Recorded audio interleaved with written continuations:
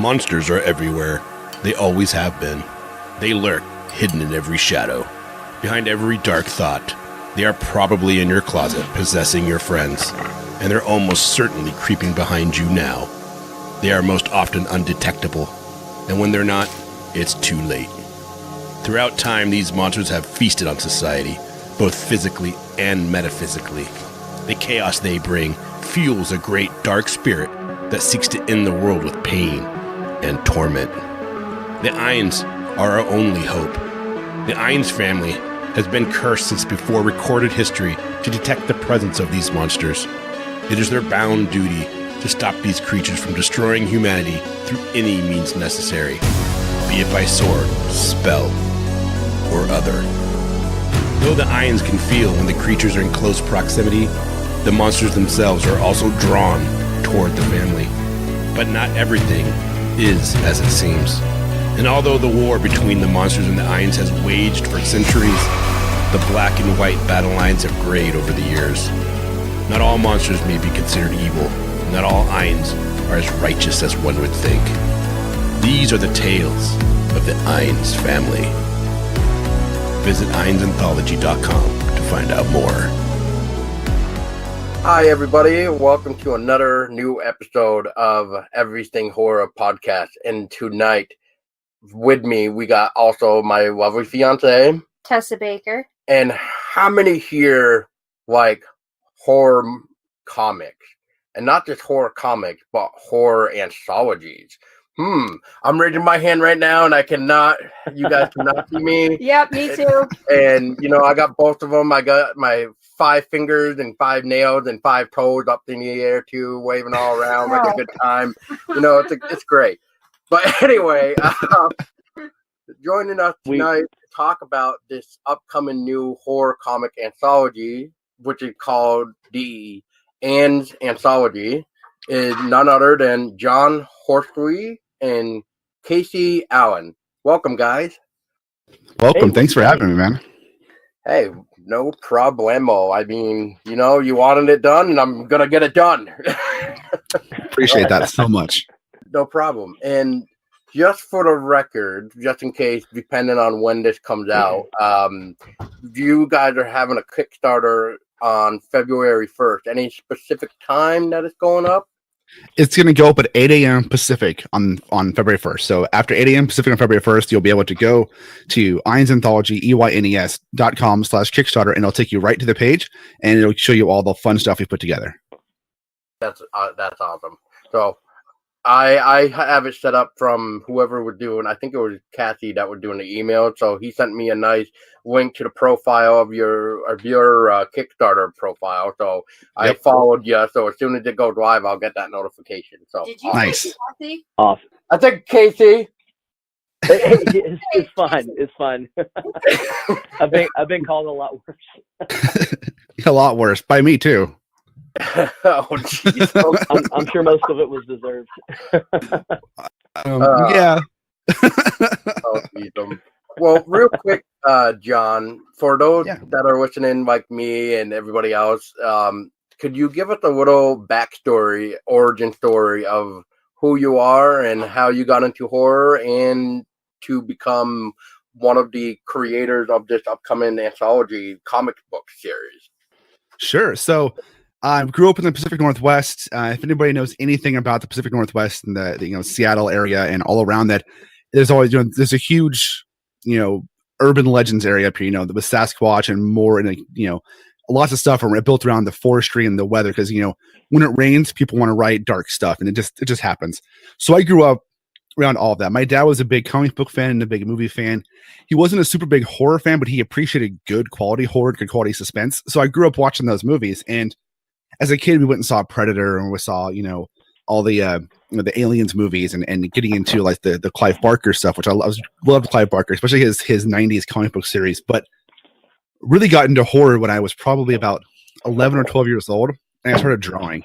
And it was just by happenstance that I started picking up with my Batman and Wolverine comic books. I was picking up things like eerie or creepy, or like any of the reprints of the old EC comics, right? And I would start redrawing the weird stuff in that book and just making up my own demented drawings of people with their heads cut off, or like I would draw the recreation of the death of Superman, but instead of him just being dead on the ground, he would be dismembered and his body parts would be everywhere, and just drawing bloody, disgusting stuff like that. And I've said this before, but I'm kind of surprised my parents didn't like get me checked out by somebody, because I was demonic stuff with people that are with their heads chopped off, or like a guy with half of his face burnt off and like an arm coming out of his eyeball and just weird crap like that. But that drawings have just fueled into like, I just wanted to know more and more about this other side of it, of the world that was just the creepy and the horror and the it's funny, I never considered myself a horror like buff or horror fan growing up, but I just wanted to be involved in watching the stuff that involved monsters and demons and like stuff that just messed with your head. And I started reading more and more comics and watching more and more movies. Started watching like any horror or suspense based like TV show I would watch. I'd watch. I went through a time where I kind of like didn't do that kind of stuff. I was gotten into music, so I was doing more like metal and punk stuff. But I mean, horror goes really well with metal and punk. Like they're like one and the same, But getting out of college and stuff, I got into like doing humor stuff. Then I got into doing like comedy horror, where I was like on the webcomic side, I was one of the first comics out there to like do a long-standing comedy zombie series, which I did for a while. And doing that just like refueled all this interest I had as a kid from watching, like Predator and watching the Poltergeist movies and the old all the old horror movies I watched with my dad as a kid.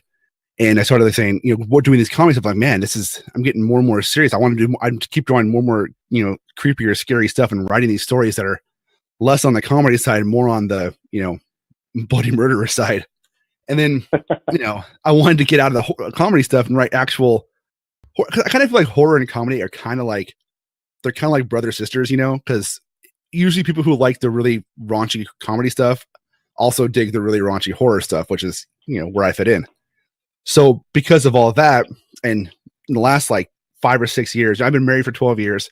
When I first met my wife, she could not stand horror. She was like, nope, horror stuff scares me and just doesn't like it. But then about 6 years ago or so, she was like, I want to watch a horror movie. It over. Yeah, I want to watch a scary movie like at Christmas time. So we stopped watching Christmas movies at Christmas time with our kids and started watching horror films all December. So now it's like a long-standing tradition for 6 years that we watch horror films every December, and we don't like go try and find ones. We just like go to like in Netflix or Hulu or any streaming service and just go look at it and read descriptions and just find some indie weird horror film and just watch it like one every other night or so. And we're still doing that here in January. We watched some the other night, which is pretty cool. We actually ended up watching Scream 4, which is kind of a horror movie, but more of a slasher film, which it still counts. But all of that, and then getting back into horror with my wife and her liking it now, fueled me into wanting to write a more serious story. And for my first idea was, well, let's lean back into the fact that I still draw monsters. I still draw creepy, gross stuff, when I want to. So let's lean into that. And then I started getting the idea of building this anthology out and building this whole world, this whole concept of the Eynes and the monsters and the supernatural stuff. Wow.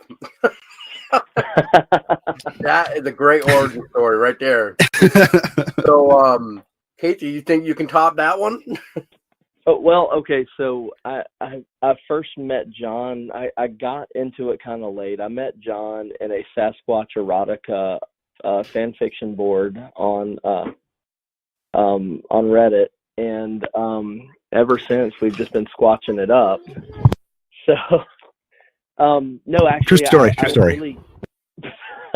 I really got into horror comics as a kid, almost the same exact story. My dad had a ton of old EC horror comics and creepy, and the Marvel had a line called Epic. It was a magazine, and it was a bunch of horror and sci-fi. People like Mobius, people just really on the kind of cutting edge of that genre stuff at the time, and I was really big into that. And as an adult, as a kid, I kind of got out of comics for a little while and went more into the music stuff. And then as an adult, I kind of came back to it and started writing comics just a few years ago. I started helping with a website called The Comic Jam, and now I'm the online editor for The Comic Jam, and I just kind of help to organize everything and get everybody kind of set up to do the comics. And from that, that's how I met John. And he told me about the concept for this book, and it really intrigued me. And I'm almost certain that everything was pretty much done on the creative side for the most part. And I kind of said, like, dude, you have to let me in on this. And so I came up with a quick story, and after that, we've just been kind of hitting it off. Yeah, it's kind of the perfect happenstance of events of us becoming friends through the Comic Jam and through my podcast, Spoiler Country, just kind of talking about the episodes there and stuff on the Comic Jam. I did a couple things with Casey for the Comic Jam, and then I kept talking to him about this project that I'm working on, and all these creators I had on it working with me, and and he ended up writing a story and coming in, and his story was for a guy who's only been writing comics for a couple of years, it was fantastic. It was great. And I had to let him in. And then when I decided that this project had become bigger than me, it become the process to get it to completion, to get it to print, to get it in people's hands had become bigger than something I could just do on myself, because I got a full-time job. I host 3 podcasts and I have 5 kids. So I got to have some time. I have to learn to like let some things off my plate. And I went to Casey. He was one of the first ones I thought of, actually, if not the first one, but I didn't want to ask him at first, 'cause I know he's busy with stuff. But I asked him, and I was like, hey, are you interested in this at all? Like, coming on as an editor and helping me out with all the back end admin stuff and editing the book with me? And he's like, absolutely. So it was kind of like the great happenstance of events. It got us to where him and I can take this book from where I had it to about 8 months ago, and then now to where it's like it's ready to come out. And without him, I wouldn't have been able to get to where I'm at today. It's been a really fun road. Oh, it already sounds it. I mean, the horror genre is already like a great fan base anyway. Like, we're pretty humble unless you get into those weird hardcore fans that really like need to break down and be like, no, this is how it's done. And it's like, no, I'm done. Every genre has those fans, unfortunately, but the horror genre seems to be one of the biggest, most accepting fandoms out there for creators of all walks of life. And that's why I love it so much. Exactly. Yeah, go ahead. Yeah, seems like sometimes when you get into like genre stuff, whether it's horror or sci-fi or comic books or even music styles, people get really ultra snobby. But I haven't encountered that at all with the horror fandom, like, period. It seems like people who are into metal and people who are also into horror, they share this weird Venn diagram where they're not assholes and they're just like, fucking bring it on, dude. Just want to have fun. You got. Yeah, they just want to have fun and have a good time. And I that's my kind of people. People want to just have fun, have a good time. And you know what? Maybe something you read is not the best, but you don't need to bash it. And I find that's true in this genre and the fandom. And that's, one of the reasons why I lean into it so much, because 1, I enjoy it myself, and 2, it's an accepting genre. Yeah, some of the best people in the world I've met through this.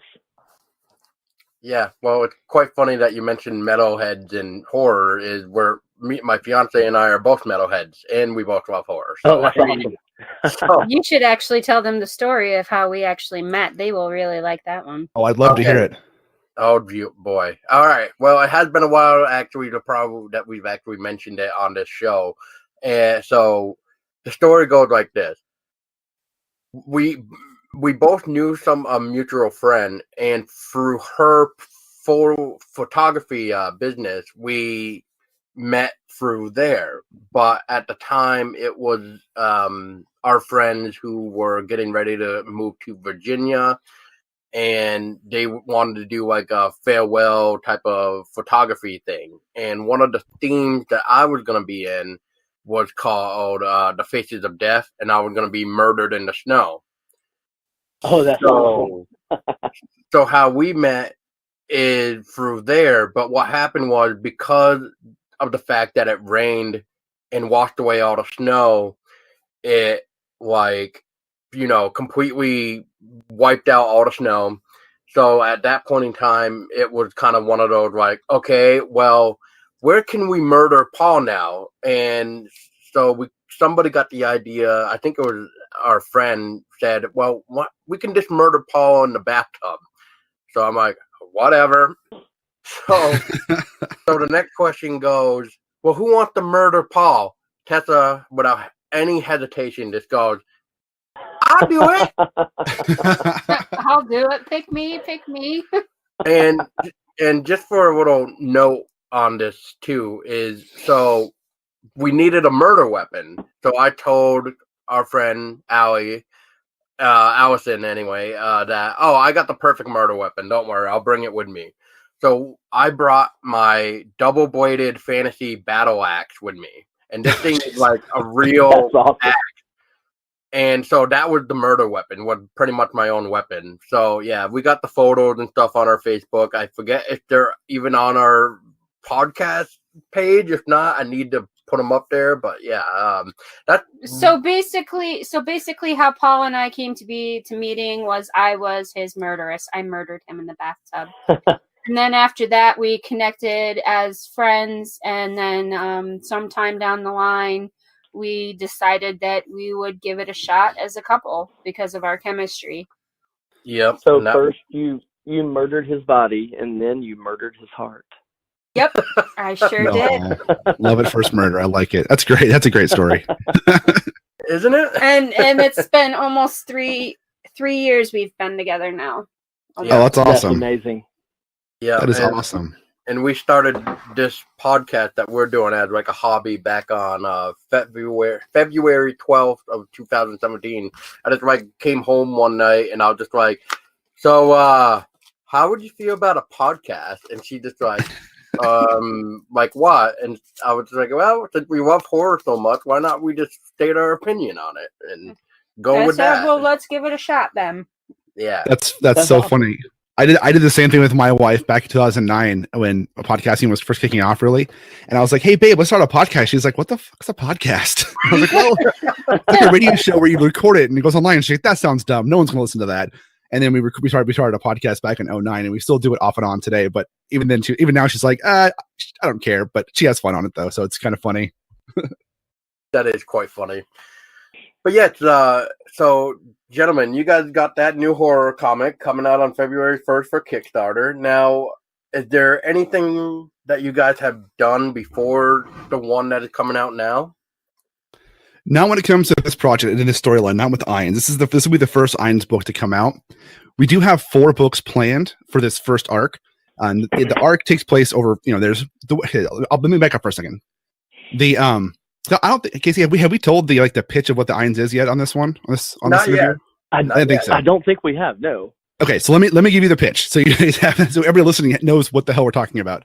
So the Eynes family is a family that is intertwined with the supernatural, with the monsters and the things go bump in the night.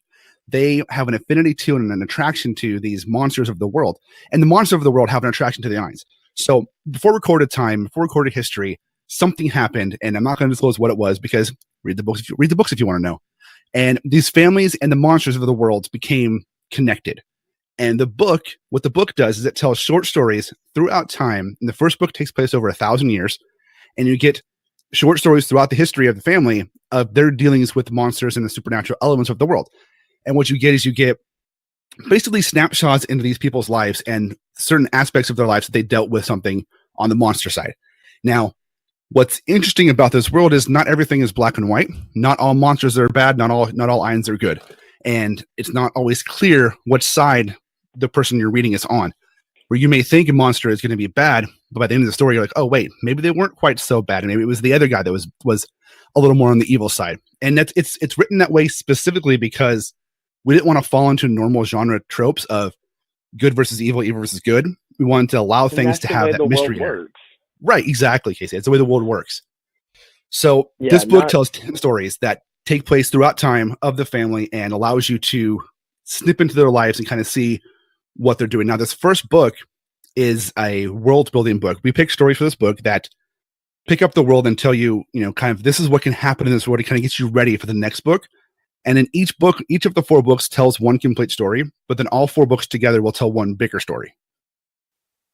I like it. I like this already. I like the sound of this already.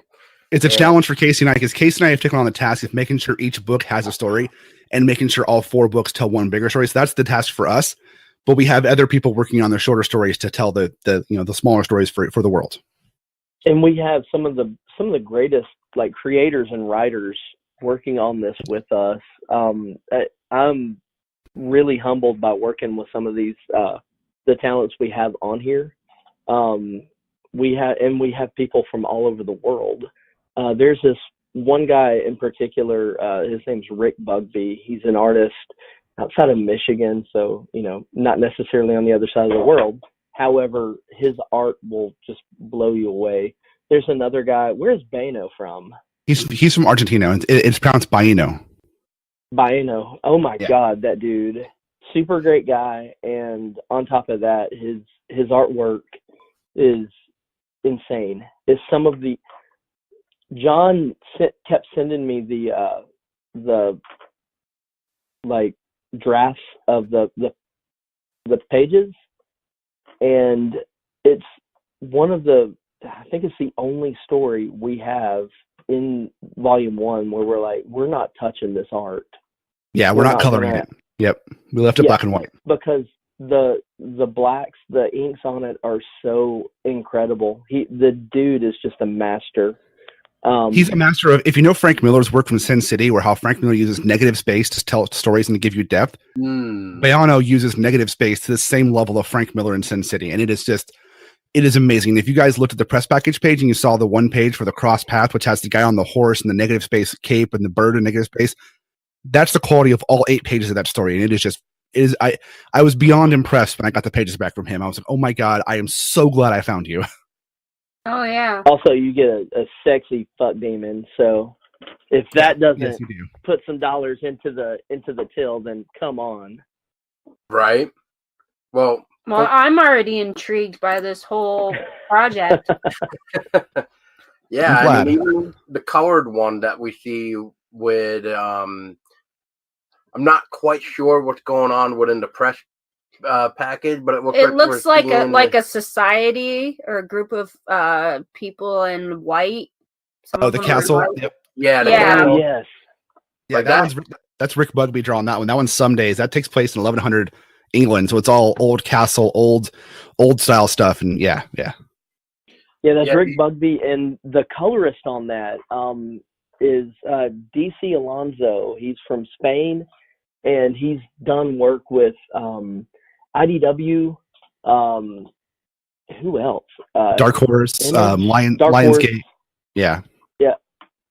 So the man is all over the place. Lion Forge. The Lion man Forge, is all over Lionsgate. the place. Yeah, and just a consummate professional and he just seems like a good dude. And, like we were kind of saying off the record, but we'll put it on the record. It's kind of like what we were talking about, like, before we started this, is like, it's always good to get that type of connection with somebody as well. So. Oh, exactly. And, it's like right now, even before we recorded, we were just talking just to kind of make a connection too, just to show us we're humble and, having a good time and stuff like that. And we always need our coffee too. I mean, I know Seattle man over there, like, coffee. And, right. Paul's got his Death Wish coffee over here in his skull mug. So. Oh, Death Wish coffee is so good. Well, we also have a cool coffee around here. I don't know where else it's sold, but it's what do we call Wake the Fuck Up coffee. It's really strong. I need some of that. so we'll have to get some and ship you it. Yeah. It sounds. My day job. The name sounds delicious. So. It is. My day job, I've been having to wake up at 3:45 every morning. I might need that. I'll tell you what, this thing is pretty strong. When I first had it, I was like, holy crap, I don't even know if I can finish my cup because it's that strong. You need a smaller cup. You finish your cup and your heart's just like pounding out of your chest, like, I'm awake, I'm awake, I'm awake. No, that's what Monster Java does to you. Oh, dude, when I was in 9th grade, I took, those what are they? The Turbo Truffle, like the coffee, caffeine, like chocolates they sell at gas stations. Oh, God. When I was 9th grade, my buddy and I ate 12 of those apiece for breakfast. And we were literally bouncing out of our chairs, and then we passed out by like 1. We were just out cold at our desk. We pulled an all-nighter when I was in high school, and we went to a gas station. This was, I guess, before they outlawed some of like the yellow jackets or like pseudoephedrine or whatever. Yeah. So anyway, I'd never taken anything like that before, and at first it was, I was like, this isn't doing anything, and then about a half hour later, I felt like I wanted to shit out my heart. Literally. Really, I wanted to scream. It was the worst feeling ever. That's a lot. That means you had too much caffeine in your body, which is apparently a thing I've heard about, but I don't know. Well, funny thing that I just thought of is, excuse me again, coffee. So I'm trying to remember the name of it, but you know how people, if they go to a gym and work out and whatever, they have like this weird powder stuff to help you get energy, like in the creatine. Oh, yeah. Pre-workout. Yeah, like a pre-workout thing. So this was my dumb mistake one time at work. So I had a water bottle and I put some of that powder in it, right? And so I drank it that day. Well, that night I forgot to wash it when I got home. So I'll just whatever. I'll just rinse it out, whatever. Well, the next day when I went to go refill it with water for work, guess what? Some of that powder was still there. So on top of my coffee, and then that, because usually if I use the powder, I won't drink too much coffee.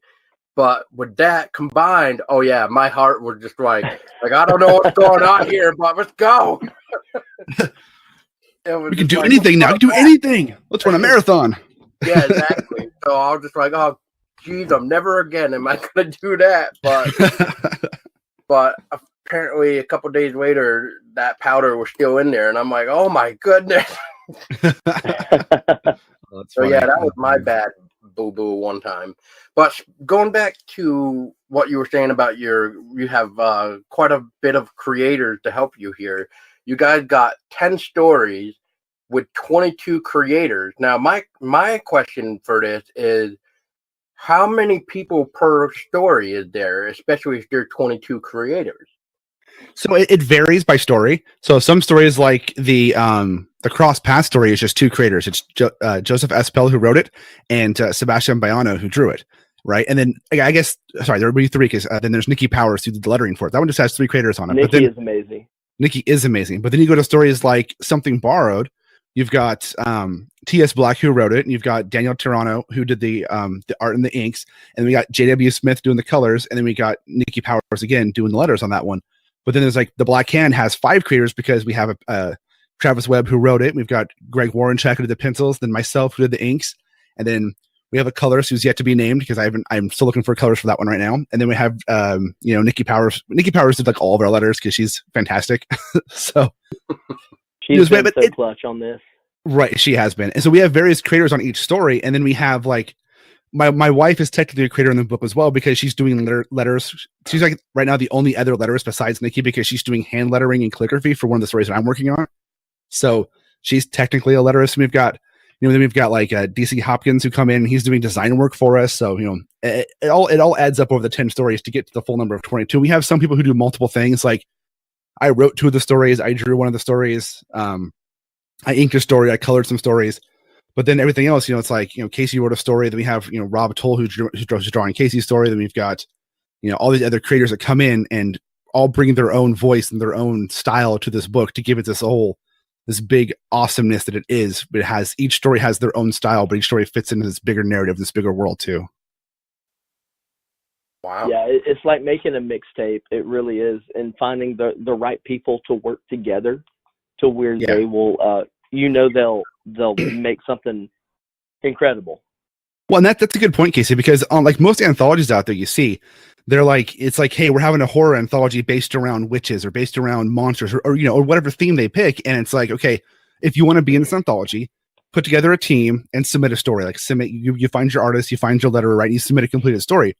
Where in this whole thing, we did it completely differently. We did it to where I went out and I found scripts and writers first. So I went out and I contacted a bunch of writers and put a post on a forum on Facebook and got a bunch of writers to submit samples to me. And then I picked about 25 writers to hire first. And then I had them all work with me. And we built stories based around the timeline, because I had created a family tree that was about 250 different characters that dated back to about 1450 or so. And I gave birthdays, death dates, names, relationships, all that kind of fun stuff. And I worked with each writer at that time to craft stories within this world where they had creative freedom to basically tell whatever kind of story they wanted to, as long as it fit the guidelines of it has to be about a member of the Eynes family, and it has to involve something supernatural. It has to be, on the horror, supernatural, like thriller side of the story, right? You can do comedy, horror, you can do whatever, but it's got to be based around these certain elements. And then I gave them freedom to craft the characters and the stories and the monsters in the way they wanted to do it.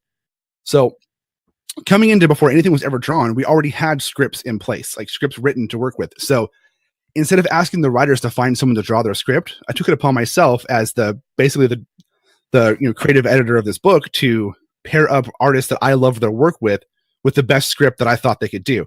And then that came to where once I brought Casey on board to edit with me, him and I would find artists together and colors and stuff together to match up with scripts, based on what we thought would be best for that script. So you get things like you get writers working with artists that would never have worked together unless they'd come to something like this where we paired them up, So it was really important to us to give the voices to each creator, but to also pair people up on our side that we thought would tell the best story for our book. Very, very cool. And speaking of your stories, I don't think we really talked about too much of that, but feel free to give us a little description of what each story is kind of about, if you don't mind. Sure. Yeah. You want to take some, Casey? I'll do some. Yeah, I can totally do that. Okay. So the stories start back way far back. And it starts with a story by John called Some Days. And it's literally the coming together of two disparate groups of people. And this guy named Darius is trying to defend his people and calls for some aid from his kin. And things just kind of fall apart. And that story sets up a character that is very big in play further in the books as well. He is a motherfucker. So that's one way to put it. Nice. And so following that is a story I wrote, which is set in the 1300s, because I did not have enough to do. So I also needed to do a bunch of research and shit like that. So, but it takes place right after the plague. And there's a dark priest who creates a golem to do his bidding. And, you play with fire and you get burned. And you get eviscerated. This guy, he might just get burned. And John, you want to do the cross paths? Yeah, so the cross path is a great story, and it's the cross path was kind of the great melding of minds between myself and the writer Joseph S. Pell, who comes out of England, and I worked with him on that. Like, he gave me his pitch, and I was like, dude, I love this idea, run with it. Because one of the things I said in the beginning of the story that I didn't say earlier, but when I talked to the writers, I said, hey, I don't care if you go what you go with, but make sure whatever you do in the story makes sense. If you're going to have bloody murder and swearing, it has to make sense. I don't want it just to be gratuitous. I don't want it just to be extra. If you want to have sex and nudity, it has to make sense for the story. I don't want you to have just people walking around naked for no reason. I want to be logically reasoning why this is happening. So he came back to me and he was like, hey, I know you said this whole idea about that, but here's what I'm thinking with the story. Does this work? And when he gave me the script, I was like, man, not only did you knock it out of the park of making every element of this not realistic, but believable for the story, you basically set up a story that kind of explains this entire world without even trying. And that story is literally just a conversation between two people in a bar in 1645. That's all it is. However, the visuals by Sebastian Baiano just oh my god, take that conversation and make it to where it's one of the most interesting 8 pages of conversation I've ever seen by an artist. And because he takes these elements that Joseph wrote and visualizes them so beautifully that you forget you're just watching two people talk at a bar, and then it just ends in a beautiful way. And that story, that's the first story that I read where I went, oh, we're gonna do this. This is where we're okay. Let's rock and roll. Yeah, I was totally taken aback by it in the best way possible. Yeah, and then after that one, we have a story called The Black Hand, written by Travis Webb, pencils by Greg Warrenchak, and inks by me. And basically, that one takes place. It's based on a true story from World War I in Gallipoli of a British unit that goes missing. And this story is a 2-part story. So we have part 1 in book 1 and part 2 in book 2, and it deals with what happened to that unit that went missing in real life, but from a horror supernatural standpoint. And it's a fantastic script. And it's really well paced for being a 16-page overall story. It's paced to where it builds and builds and builds, and then all of a sudden you realize, oh my god, I'm in a ton of action right now, and it's Travis knocked it out of the park on that. I mean, I'm very partial to all these scripts and stories. As you can tell, I'm going to say all of them are great because I love all of them. Otherwise, they wouldn't be in my book. But I'm definitely biased in the fact that I think these are all amazing stories. And you and Greg killed the art on that. That was a lot of fun. That was a lot of fun to ink his pencils. If you guys are familiar with Tintin, the art from that, where it's the characters are almost kind of cartoonish, but the backgrounds are really lush, and there's a lot of detail there. It's incredible, and it works so well with the actual story content. The dichotomy between the two is really insane how it works. I don't want to give anything away. Yeah, don't give anything away. Good to read the story. I'm good at that. I know, right? The next story we're going to talk about originally on the website, he wrote in the synopsis, he wrote the ending of the story. And I was like, God damn it, Casey. But can you talk about that story without giving it away this time, Casey?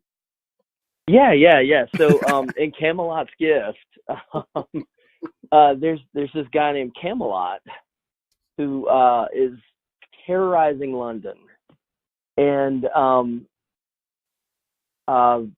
there's a guy who is on his trail, and he's on his way home after a long night of hunting for the guy, and he hears a crash from his own apartment. And if I keep talking about it, John will send me an angry email. So I'm going to stop right there. But yeah, that one, Rick Bugbee. Yeah, Rick Bugbee did the art. Sorry, I'm not to interrupt you, but I like to point out that story, that there's no words in it. There's no talking. It's 6 pages of just art, which Rick made it to where you don't have to have words. The pacing in that story is insane, how Rick did it. It really blew me away. I have a feeling after this book and people start, and all the talk I've been doing about Rick on every show I go on to, he's going to get a lot more work. And I hope so. We're gonna screw ourselves out of working with Rick. So after that one, we go to the 50s, and we have The Wanderer, which is written by Michael Tanner, who also wrote Junior Waves of the Apocalypse for Oni Press, and it's drawn by Clayton Hollyfield, who his comic series is called San Win. Essentially it's a comedic chef comic, but it's really, really well done. And all I'm going to say about this one is it stars a character named Gibson Eynes, and he is an evil bastard. And he is a fucking douche. Yeah. And this story, when I first read it, it literally made my stomach turn when I got to the ending of the story. However, I was like, no, this is perfect. This builds up that we have this evil people who are in the family in this world. So we're leaving it. So that's actually the one story that we had a creator, a colorist, we sent the story to, and who signed on to color it, read the script and was like, I can't do this. This is too dark. I'm like, then I guess we hit the point. And that's where horror shouldn't be easy. Literature, fiction should not be an easy thing. It's not as disposable as people want to think it is, because you have so much going on in the background. You have real issues that affect real people that you can write about in horror fiction, and it'll punch you in the gut.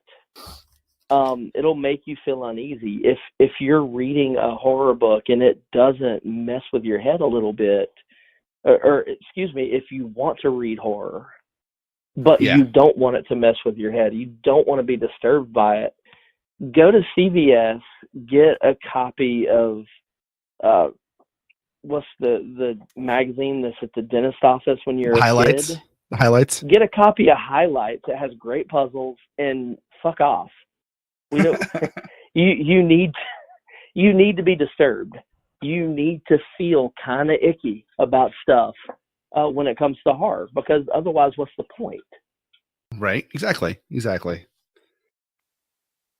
So me to the next one.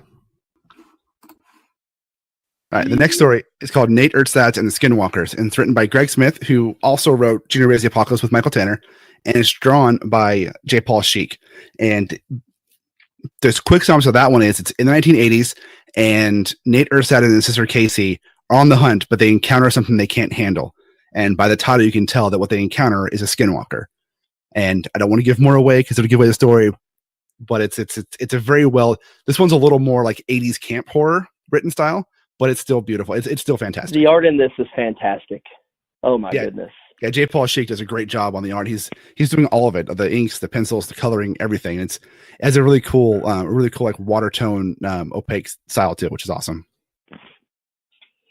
And the next one is by our good buddy Kenrick Regan, who is the other guy on the Spoiler Country podcast, which Sean hosts.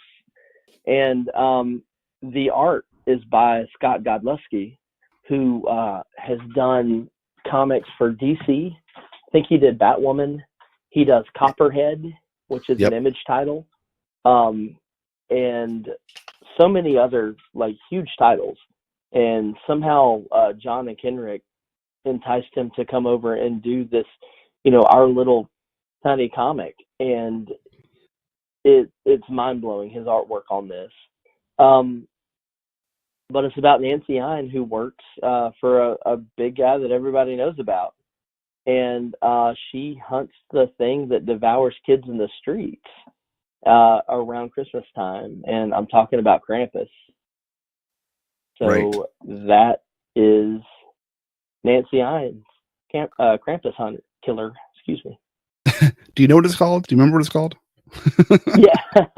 The tea is, I need more tea. Yeah, you do.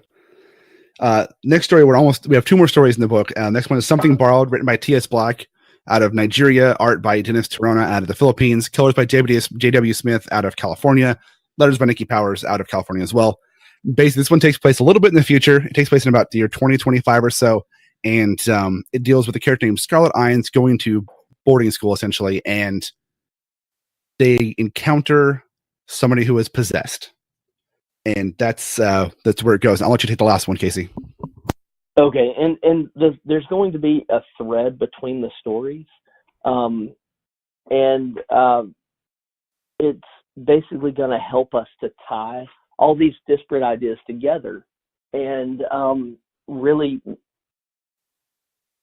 adds a different dimension to the entire book, because reading these all on their own is one thing, and they all work on their own. That was kind of a prerequisite for us to do this.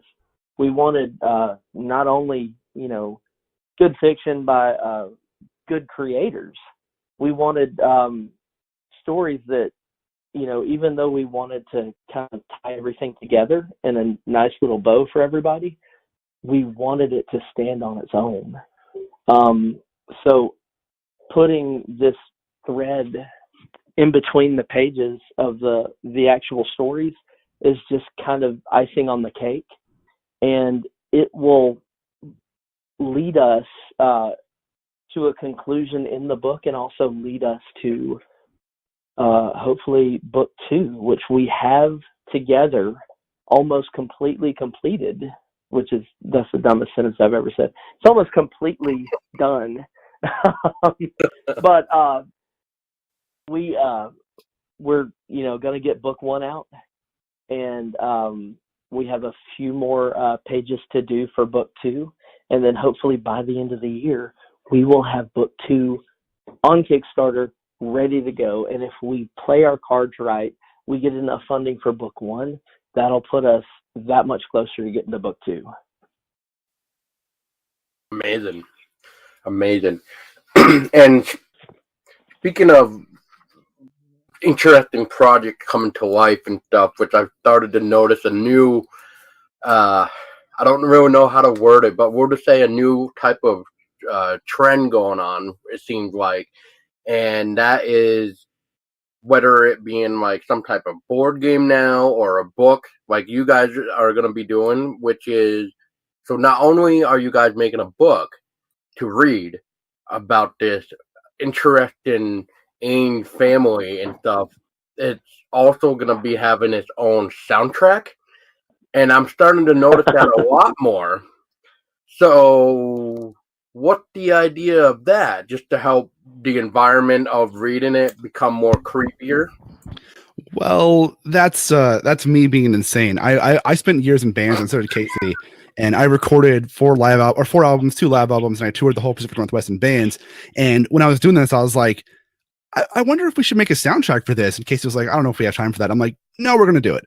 And so I grabbed some songs I'd recorded before that kind of fit the aura of stories we had, and then I contacted one of the other writers on the book, Joey Edsel, and talked to him about, hey, I know you do music, and we talked about this soundtrack thing a long time ago, or doing like a theme song for the book. And I said, do you still want to do that? And he was like, absolutely. And so he ended up composing this theme song. It's like this 80s like horror theme song. If you went to our website and you watched that trailer video with the voiceover, that song in the background, Joey Edsel made specifically for this book. And there's actually a full song for it. It's really great. He did another song that I just got back from him today that I sent over to Casey. I don't think Casey's heard it yet though, but it's amazing in its own right.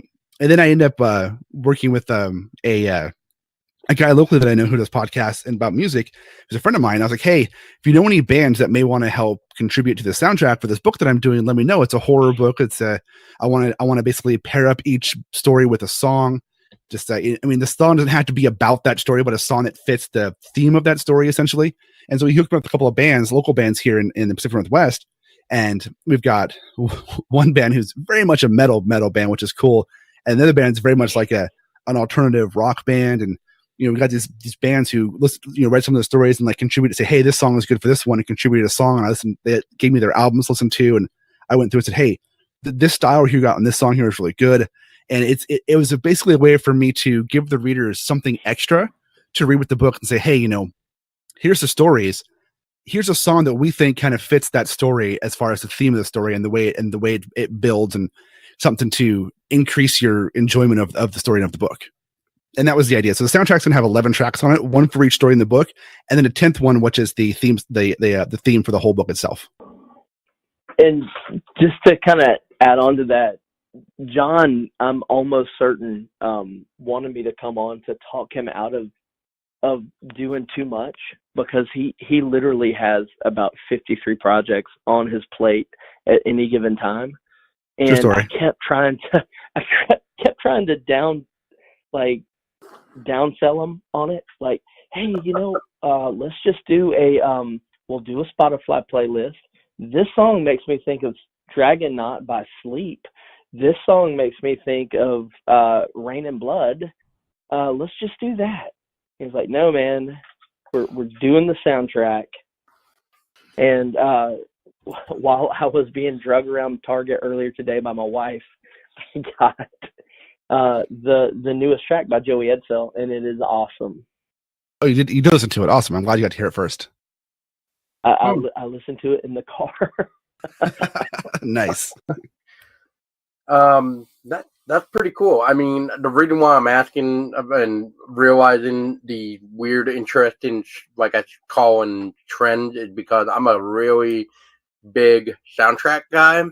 I love my soundtrack, and Oh yes, he does. And Yes. you can vouch for me of how much I love soundtracks. Like, there's a couple movies or whatever that has a very awesome horror-y soundtrack where I'm like, oh yes, I need it, and then I go look it up to see if I can purchase it on like iTunes or whatever, and of course it's not available. So it's like, what the hell? I want it. that did that kind of go away from like the early 90s to mid, early aughts. There were some really amazing movie soundtracks that came out.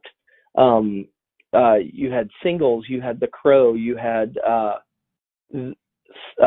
even like the dumb, horrible Batman movies they came out with after Tim Burton's Batman had some really good soundtrack songs.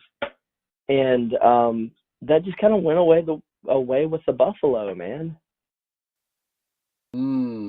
It did, because I remember, as much as people love it or hate it, they the soundtrack for the movie Daredevil with Ben Affleck, like that was actually a really cool soundtrack. Like that, and I don't remember after that them doing really soundtracks for a lot of movies. That of that style, it kind of by the mid early 2000s, it just kind of faded away. And I wish they'd do it again, because I used to love when they do. I mean, I know they still do it. Like Black Panther had a soundtrack that came out that was by the guy that's missing my brain right now. Oh my god! But it was Kendrick Lamar did it, and it was for the movie. It fit, and but I don't see a lot of like other movies doing soundtracks unless it's like a genre piece or something like that. Which I don't know. I like soundtracks. I like pairing up music with my entertainment. I love it when authors post on Twitter or on their websites, hey, if you're reading my book, here's a set of songs that inspired me while I was writing this that I think would be good to listen to while you're reading the book. And that kind of stuff is great. Or when creators and writers will tell you, hey, while I'm drawing or while I'm writing, this is my creative soundtrack. For me, my creative soundtrack when I'm drawing is things by David Bowie or Spose or stuff like that, or Streetlight Manifesto. That's my creative soundtrack. And I think having that insight into people who are creating and people who are what they think musically fits what they're doing, whether it's writing or drawing or whatever, gives you an extra something into the world of the creator and into the world of the story you're getting into. Yeah, I've been listening to, as I write lately, I've been listening to a lot of Sun and a lot of Sleep, High on Fire, and the Judgment Night soundtrack has been on my rotation a lot because that soundtrack is just incredible. If you haven't heard that sound, I don't think I've even seen the movie, but oh my God, so many great songs on that soundtrack. Yeah, I just recently re-listened to all the Alien soundtracks, so I love those. Oh yeah. And who was that? Vangelis? Jerry Goldsmith, and then there's a couple other guys. Oh man, like every movie had a different composer, and I just remember Jerry Goldsmith for sure. But like, what's really getting sad too is like when the new Predator movie came out. At first, I didn't think they were going to have a soundtrack because usually when you hear about a new movie coming out, they usually release the soundtrack for you to listen to before the film comes out, or sometimes even after the film comes out. But in this case, the Predator only had like a EP, and it was only digital, which had like 3 tracks.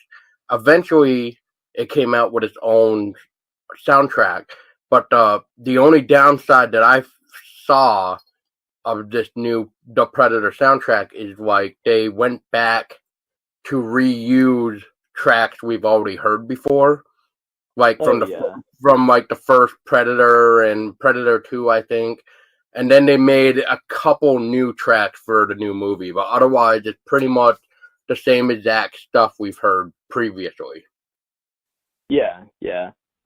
That's a bummer. I haven't even seen the new Predator movie yet. Is it worth checking out? That says everything I need to know. I guess it's a hit and miss. I mean, when I got done watching it, I was just like, I really don't know how to feel about this movie. Tessa, what did you think when you saw it with me? What did you think of it? I was on the fence about it. I didn't love it, but I didn't hate it, I guess. Yeah. I'm more of an Alien fan myself when it comes to like those two properties. I always thought that the Alien movies were smarter and like more well written. The first Predator movie, I mean, wasn't it by Shane Black? That guy is on top of his game, and I think he wrote the new one as well. Yes, he did. As far as like the franchise goes, like Aliens all the way, and I'm so. I just watched the new Alien movie, the Covenant. Yep. And actually enjoyed it. I heard a bunch of people talking smack about it online, but I didn't think it was bad. Well, Paul and I are also Team Alien. Well, you were originally Predator, so I was actually between the two of them. My sister's the Predator, right? Whatever. We just need to convert her over to the Alien side.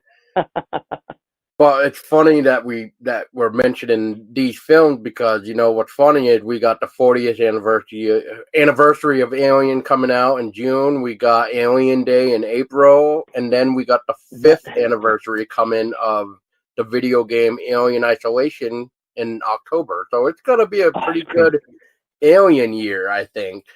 But before we get much into the topic... off topic, I mean, and I'll just throw it out there, but since you like the Aliens, and John, if you do too, I'm going to be actually doing like an episode for Alien Day and doing an episode for like the 40th anniversary and for Alien Isolation. So you guys are more than welcome to come on those episodes and talk Alien with me. So it would be fun. Dude, that might be awesome. Yeah. Yeah, I'll just throw it out there. I came here to talk about Eynes, but now that we're talking about Alien, I just want to talk about Alien. My wife I see where your priorities are. Jeez. Fuck you, John. I want to talk about Aliens now. All right, fair enough. My wife and I were at a house. You told me I can't put Aliens in Eynes, man. Come on, I tried. We watched the original a few like last year at a Halloween party, and she had never seen it before, and she likes horror but aliens and demons and ghosts freak her out. She likes the horror where it's somebody who is really bad being really, really bad. And she told me one day, she's like, the demons and stuff, that shit could be real. I'm like, as real as somebody slicing somebody's head off because they don't, they just are crazy. Anyway, we were watching the Alien movie. I swear to God, this movie's 40 years old. It gets to the chest burster scene. She had never seen it. And she jumped up and screamed. It was, I was waiting. It was so fun to actually see her reaction because it was the most genuine horror reaction I've ever seen. And my wife nearly pissed her pants. It was great. Good quality story there. Oh, man, that's great. Yeah, so anyway, back on track here. So you guys are starting with the Kickstarter February 1st. Can we go into maybe what can we expect for pledges? Like, what can we expect for rewards, or how are you planning? Like, what's the goal? Like, what would you guys like to tell us? I can tell you whatever you want to know. Do you want to know pledges? It's fine. I can tell you the goals and everything. That was meant to be more of a joke than sarcastic, but there, I sorry, coffee's too much. So, we're trying to raise $4,500 to fund printing of the book and shipping of the book, and we were doing that, and we're just doing shipping and printing of the book because all the creators in the book have already been paid. I paid them before the book went to Kickstarter out of my own pocket to make sure that they didn't have to worry about waiting on a Kickstarter to get their money. And I'm a firm believer that creators who work on anything should be paid for their work. So everybody's been paid. We're just funding the publishing, the printing and the distribution of the book itself. Now, on the funding side or on the reward side, we have several tiers built out. The cheapest tier is obviously, you can just give us money for free or not get anything if you don't want to. Big thanks. We have that for $1, obviously. We have the $10 tier, which is digital, which means you get the PDF of the book and you get any other digital rewards we have. Like if we add other PDFs of books or if we add like digital wallpapers or digital prints, those will all come in the rewards. And any reward above that $10 will get everything in that distribution level. Oh, hello. And we have for $20 you get the book, and that gets you just the regular book with all the digital stuff. And if we end up adding a print pack or end up adding anything else as the campaign goes on, like stretch goals, that'll also come in that $20. Now, if you want to go a little bit more, for $50, we have a variant sketch cover, which basically what that means is it's a white cover that has like a canvas material on it that I will personally draw or illustrate a monster or something on the front of it for you in full color. It'll be watercolored or it'll be marker watercolored or something or ink wash or something I'll do on it. I'll let whoever wants to buy that pick what they want me to draw, or if they want me to just draw a monster, I'll draw one of my favorite monsters. And that's for $50. And with that, you also get digital stuff and you get any other structured rewards or print packs that we have. At $75, we have a one-of-a-kind item that's only one of them. And it is because when Clayton Hollyfield was doing the art for his story, The Wanderer, he printed out a copy of the script and did all of his sketches and layouts on a copy of the script. So for $75, you can get that one-of-a-kind script copy signed by Michael Tanner, the author, signed by Clayton Hollyfield, the artist, and signed by myself as a creator. And you'll get that. Plus, you'll get a sketch of Gibson Eynes, the character from the story. And you'll also get the book and any other stretch awards that go in there. And then if you want to go a little bit more, if you're a retailer or if you want to buy multiple copies, for $100, you can get 5 copies of the book and get a 6th one free. So you get $6 for $100 plus all the other rewards we have. And then for $200, which is our highest level right now, we have original art. So if you want to get original art from the book, if you want to get an original page, you can get that for $200. And that'll give you, from any one of the stories we have the pages for, like The Cross Path, Something Borrowed, Some Days, Camelot's Gift, those ones we have the art for, The Wanderer. You can have the original art page to put on your wall or do whatever you want with. Plus, you'll also get a copy of the book. You'll get a copy of all the other stretch goals if we get there, or any other rewards we add, print packs that will all come into that tier as well. And that original page will come signed by myself and by anybody else who is the artist, whoever else local to me that I can get signed that worked on that story. And those are all the rewards we have right now. We have a couple ideas for other rewards to add into it at some point, but we're not really. We're not releasing those yet until we have it finalized that we're actually going to be able to do them. So right now, those are the rewards you can get, and those will all be available, on launch day. And we're really hoping that people like the rewards we've picked, because I decided to pick rewards that that I would want to buy myself. And that's fair enough. And they all sound great rewards. Now, I know how with Kickstarter and stuff, there's stretch goals. Is there any type of stretch goal that you would like to maybe reach and unlock to get more, or have you guys decided maybe stretch goals isn't good enough, or not good, like good for this type of thing? But yeah, anyway. Yeah, we've been discussing different ideas for stretch goals, and we're wanting to do maybe a poster or something like that.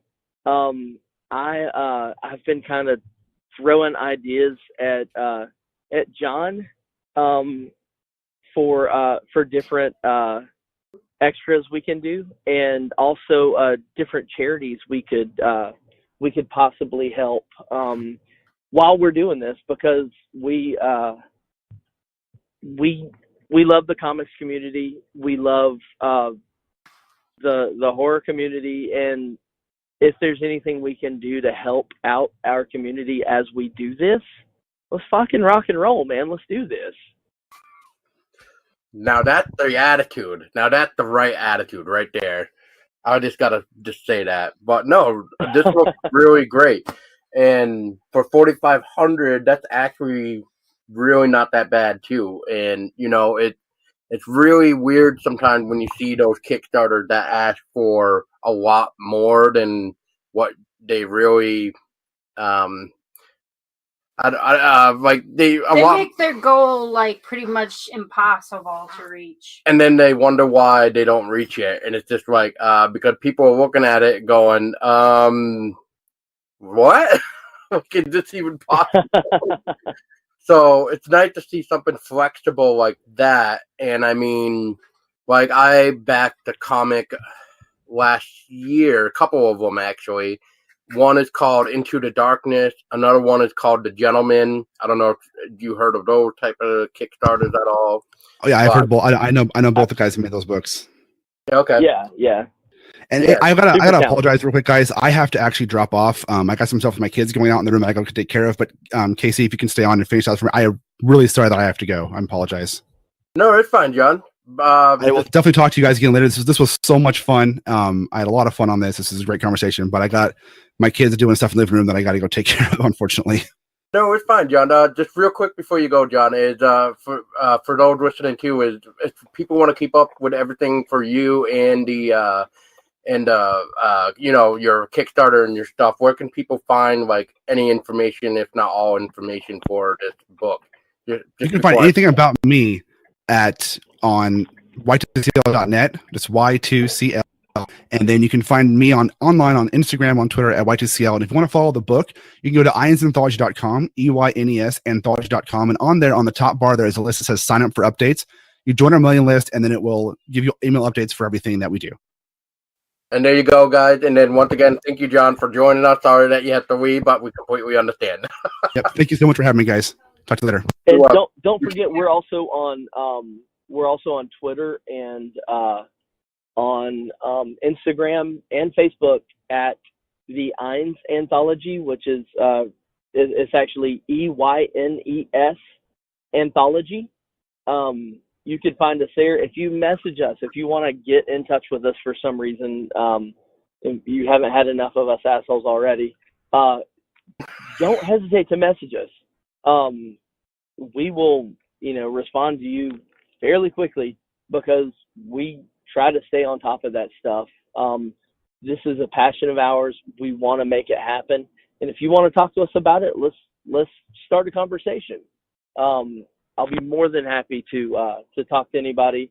And in addition to the other stretch goals, we have a lot of things going on throughout the month of February and the first few days of March when the Kickstarter ends. So kind of keep an eye out for that. We might throw a little bit of extra things in there along with your book that you get. So let's get this thing off the ground and on to books 2, 3, and 4, hopefully. But book number 1, that's the most important step, right? Oh, agreed. It's always the first and most important step of it all, because otherwise the story can't continue without book 1. Exactly.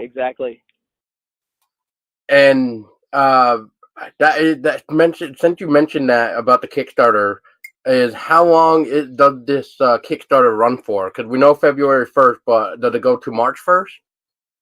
No, it actually goes. We were able to because of February is a little bit of a shorter month. We're extending it to March the 5th. So we actually kind of lucked out on that. And March 5th is my birthday. So if you pledge for the comic on my birthday, which please don't wait around to do that, just for that, I will write you a personal note of thank you as if you attended my birthday party and I was 5. I will put it in a Batman birthday party thank you card, and I will send it your way because I fucking love you because you helped to fund my book. That's awesome. But yes, do not wait around to do it. I hope I haven't dropped too many F-bombs throughout this episode, but I don't have my kids around me, so I can talk however I want. So, hey, it's okay. We don't have a filter. We don't have filters either. works. Just speak your mind. Yeah, to speak your mind, and if somebody for some reason just doesn't like that word, well, oops, oh well.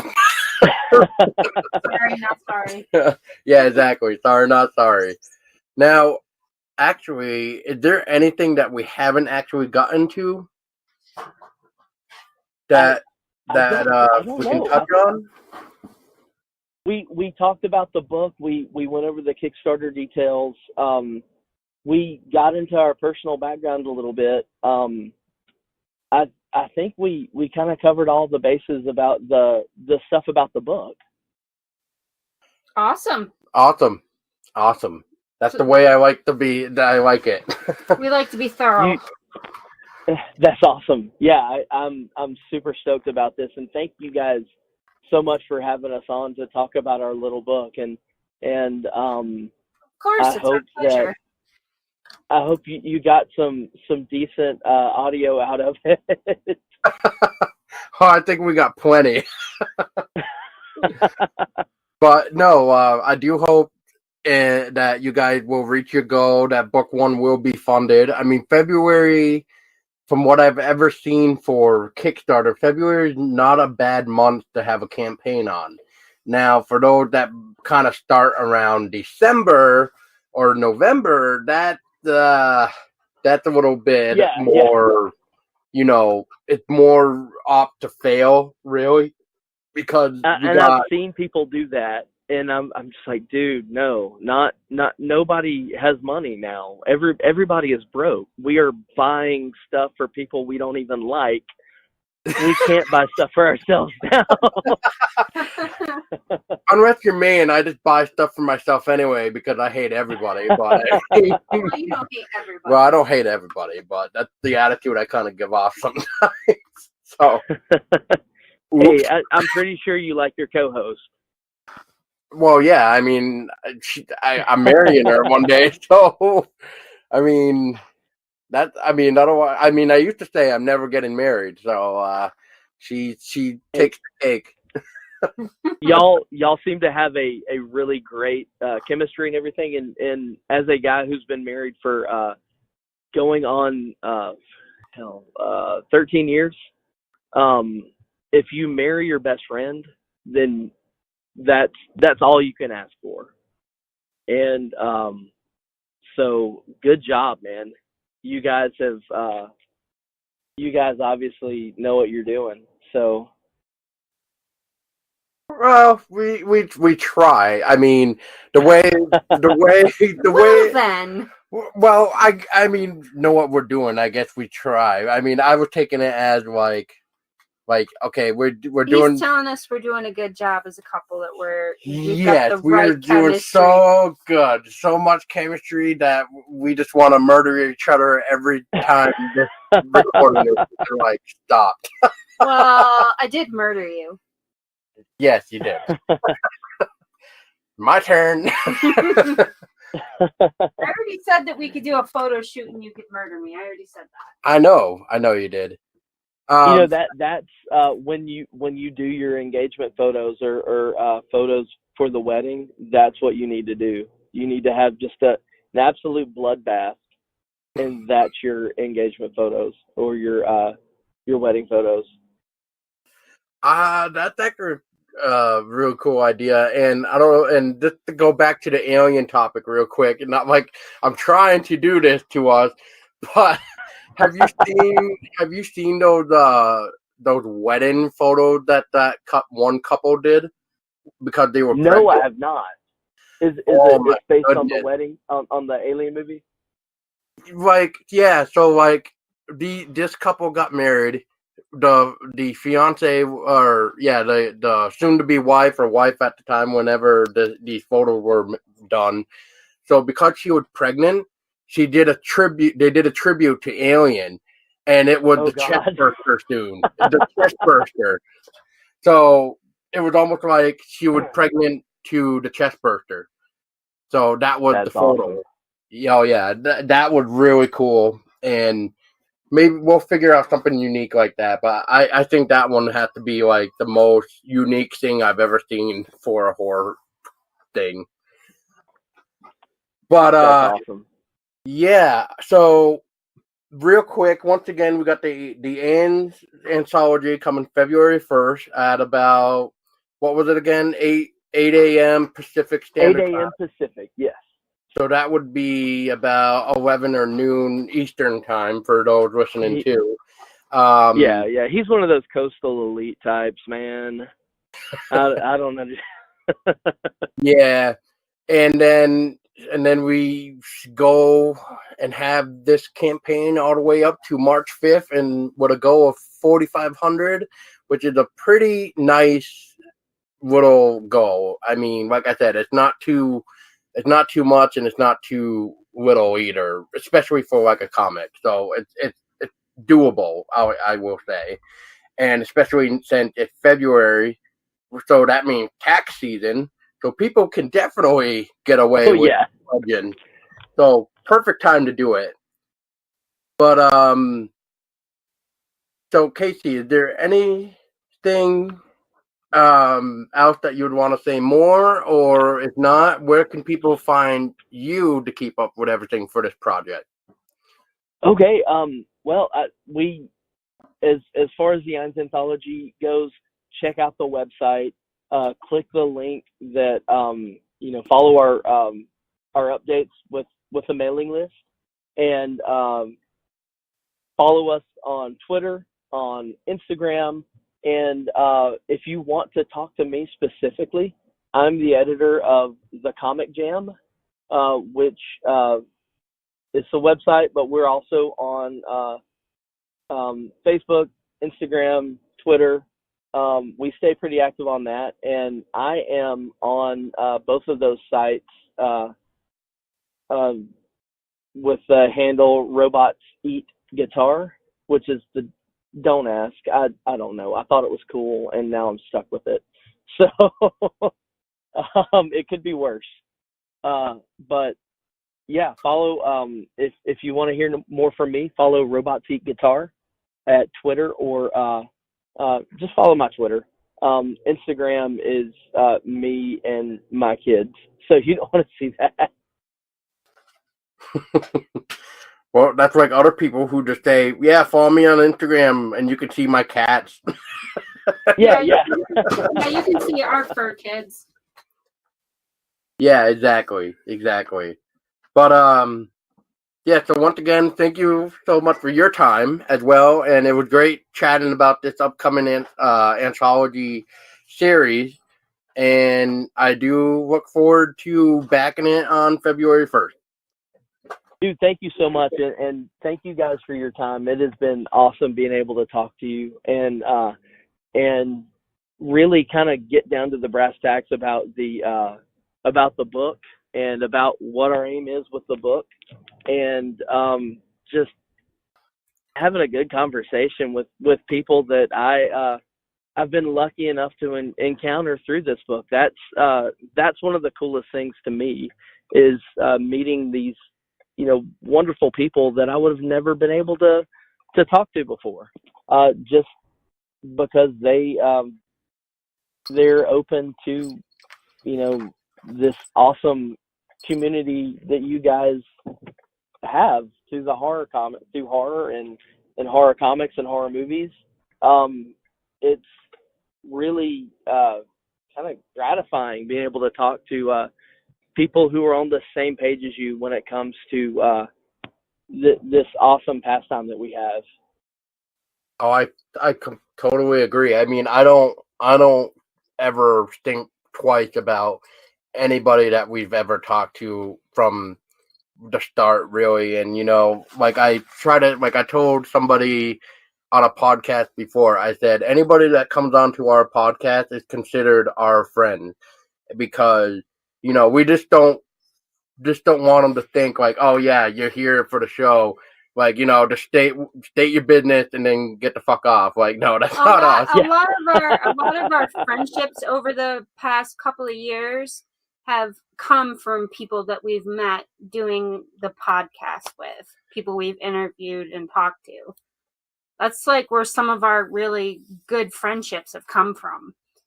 And like you said, I mean, if it wasn't for doing doing something like this, starting this hobby, we wouldn't have been able to talk to people like you and John. So, you know, it's really nice, like you said, to connect with people who love the horror genre and whatever just as much as we do. So it's always nice and smooth that way. Oh yeah, and that's how I met John too. I met John because we both had this this insane obsession with comics, and he's been my bro since the first time I met him, and I'm really fortunate to have been able to meet people like you and Tessa through this as well. It's pretty awesome. Well, feel free to connect with us through social media. I mean, more than welcome to send a request. We'll both accept it. Yeah. Oh, for sure. Yeah, I have already sent one to you, I believe. Anyway, so. Oh, for real? So, because as soon as you said alien, I was just like, all right, he's getting at it right now. So. That's awesome. So before we end this, I'm going to say it again. You're more than welcome to come back onto the episodes about Alien so you can really dive into the Alien talk. And really, you're more than welcome to come back and state your opinion on anything that we are going to talk about in the future, too. So. Yeah. So, keep me. Oh, yeah, I'll keep you posted. For sure. All right, guys. Well, yeah. Thank you again, and I'm sure I'll be hearing more from you guys in the future. So y'all take it easy, okay? Oh, you too, Kathy. Well. All right, take it easy now. Yeah, you too. Sorry, and man. For those listening, well, I'm looking at a text that I just got from our friend Kathy, and I'm like, God damn it! And then, so yes. So before I read whatever myself again, re-humiliate whatever,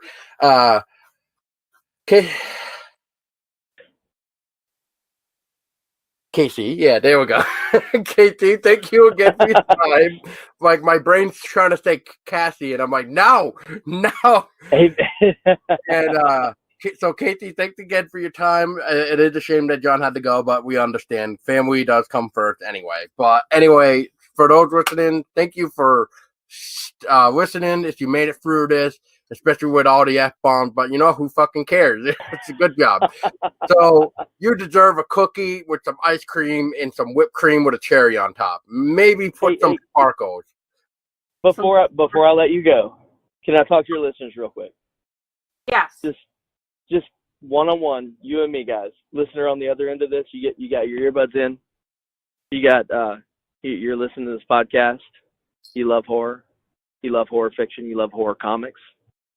Some of you probably even love metal. I know I do. Oh, thank you so fucking much for listening to me, and maybe even possibly considering going to the Eynes Anthology Kickstarter. People like you that love this thing that we have in common, that make everything worth it. Because when somebody gets something that you make, that you brought out of your head, and they read it, they look at it, they hear it, and they say, you know, this is pretty awesome. There's nothing in the world that's better than that. It's like making magic. It is magic in the real world. So thank you guys very much. That was nice. I like that speech. And finally, thank you guys so much again. And as always, stay scary.